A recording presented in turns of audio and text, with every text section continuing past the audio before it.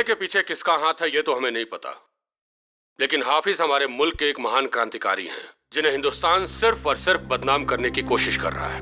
ये उनके बयान है जो पाकिस्तान के सत्ता के ऊपर काबिज है। अब हम आपको उनका बयान दिखाते हैं जो कि आतंकवादी तो है पर सरकार उन्हें क्रांतिकारी कहती है। अस्सलाम वालेकुम। तुम एक मारोगे, हम 10 मारेंगे और मारते रहेंगे। हमारे भाई तुम लोगों को अंदर से खोखला कर रहे हैं।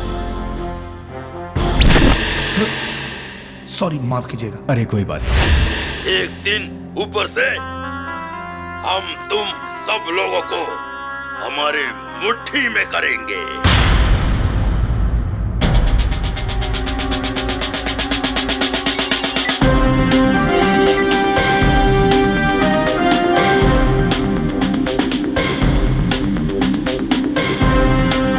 ओके, चलो।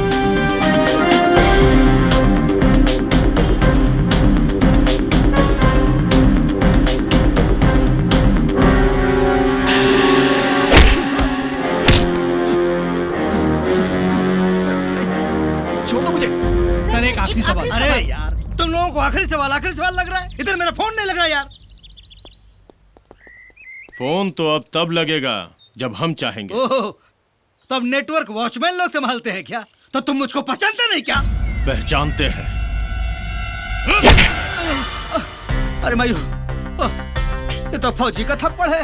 आप आर्मी में हो क्या? Yes, army. पुलिस और आर्मी में क्या अंतर है जानते हैं आप? जनाब, आपसे बेहतर कौन समझा सकता है, बता दीजिए आप। दुश्मन को मारने के लिए पुलिस को जवाब देना होता है, लेकिन आर्मी को नहीं। ओके।